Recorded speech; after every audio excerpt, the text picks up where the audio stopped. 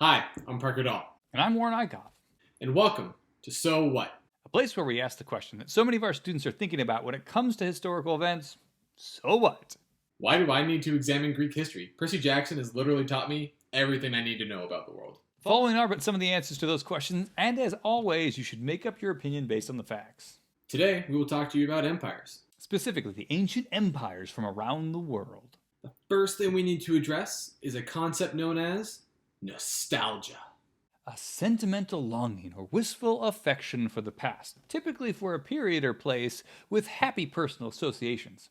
We have nostalgia for all sorts of things, and that's because today is complicated, and the past was just so simple. This just isn't true. We, as humans, are just really selective in what we remember. We tend to forget the little things that made us anxious and just remember the good stuff from that time period. This is true of past generations. We tend to focus on the good parts of the past and kind of forget about the bad stuff.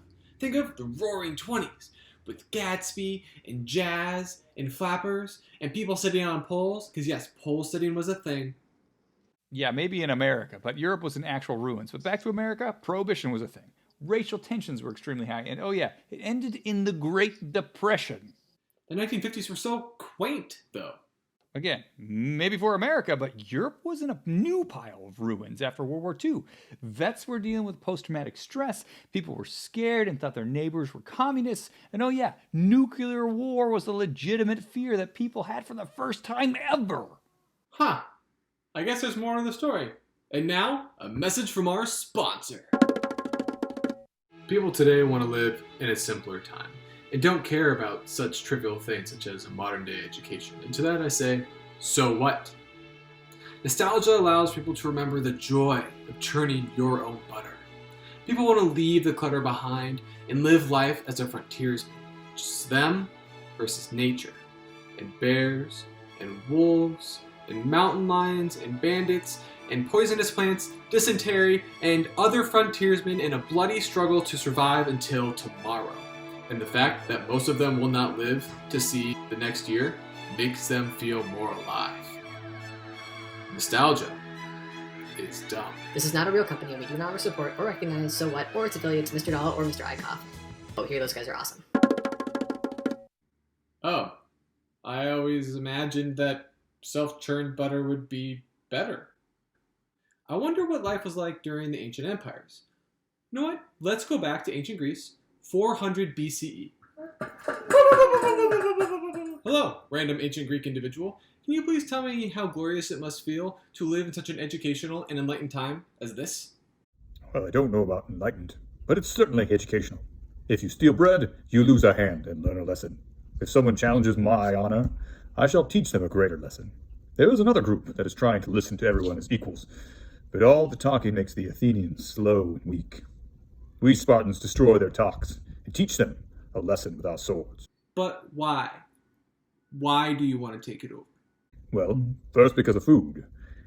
We kind of want their land so we can grow and trade more food. But also because we can. We are strong, and we shall make the weak suffer our will. Life is a battle, and if you lose sight of that, then we kill you. After all, this is Sparta! Okay, Bises. As you can see, ancient Greek society wasn't actually a unified empire. For most of its existence, it was a collection of different city-states that were in constant state of perpetual war. Wait a second. Ancient Greece is where we get the ideas of sculptures, cool mythology, philosophers like Plato and Socrates, plus columns. Mr. Dahl, so many columns. Ionic Doric. While they certainly did have philosophy, art, astronomy, mythology, and the beginning of political theory, things weren't just perfect. They also had slavery, corruption, militarized societies that would throw babies off a cliff if they looked weird, and they killed Socrates for being literally annoying. Okay, sure. That was the Greeks. But the Romans were a vast empire that lasted for 1,000 years. They are the foundation of Western civilization as we know it. While we certainly do get ideas of republicanism, road structures, and nationalistic symbols from the Romans, Eagle. You're talking about the eagle. be that as it may, the Romans had varying degrees of corruption within their bureaucracies. Gladiatorial games where they forced slaves to fight to the death while people watched and cheered for it. Or the more common festivity of everyone in that arena watching slaves get eaten by lions. cool.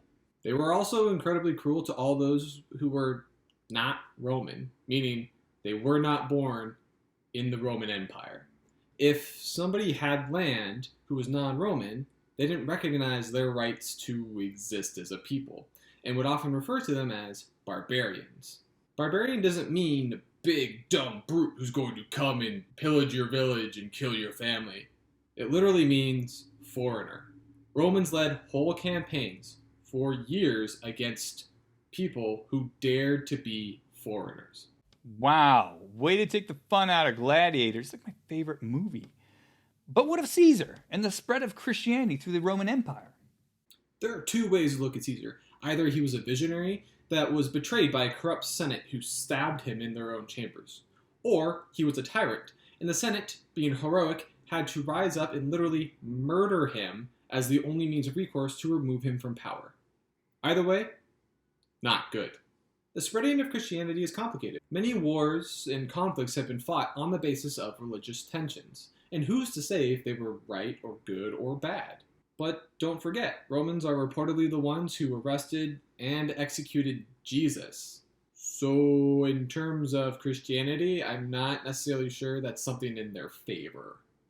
Well, the Maurya and their dynasty was India's first great empire, and it was eventually very peaceful. Ignoring the fact that in order to become an empire, you first have to conquer a lot of places, you're right. Ashoka will inherit the empire and convert it to Buddhism. He ruled through moral example, and peace flourished throughout the empire, until he died and his rivals ripped the empire apart, trying to conquer and dominate different regions for themselves. The Qin dynasty was one of the most orderly societies that China or the world had ever seen. Yes, it was, and in order to achieve this, they had a policy called legalism. Legalism is a belief that people are bad, and that strict laws need to be in place to make society better, and most notably, make people not make bad choices. In order to persuade people from committing crimes, the punishments had to be severe. All other teachings, such as Confucianism, were burned. Any teachers, scholars, or writers of other philosophies were executed. The dynasty did not care if you enjoyed your life. They simply cared if you did what you were told. Okay, but what about the Americas? Before European contact, there were vast civilizations like the Inca and the Aztec. These were vast empires that built incredible civilizations. These civilizations were often brutal and maintained order through violence. The Aztecs had a rich theology and believed that they had to curry the gods' favor through sacrifice. These were often human sacrifices. For instance, at the reconsecration of the Great Pyramid at Tenochtitlan in 1487, the Aztecs sacrificed between 10,000 and 80,000 prisoners over the course of 4 days. Nostalgia is dumb. Are all of these civilizations just bad? Why even learn about them if they are? Not one of the civilizations was bad. They just weren't good. They were simply civilizations of people. If you were dropped into any ancient empire, you would be shocked by the hunger, disease, and violence. We often glorify or romanticize the past by only focusing on the positive aspects of a civilization. This gives us a false impression and can make us feel that things were much better in the past. Man, the 80s were awesome. Nostalgia is a powerful emotion. It has been used consistently in political messaging, advertising, and Hollywood. Star Wars The Force Awakens is basically just a new hope made for the 21st century, and not necessarily a better version. The point of this is to say that nostalgia often hides the truth. Life is more complicated than good versus evil. Everyone makes decisions that are best for them in some way. The only way to get better at pulling back that veil of nostalgia is to practice asking good questions. Don't simply accept the story of the past because it is simple and pleasant. Do your own research and come up with an educated opinion. The only cure for nostalgia is knowledge, and the choice is yours. Choose wisely. Instead of buying sacrificial altars, gladiatorial swords, or just one more sticker for your water bottle, try reading a book. Just once. But if I am to survive, I must do more push-ups. But if I am to outsmart my opponent, I must do push-ups with my mind.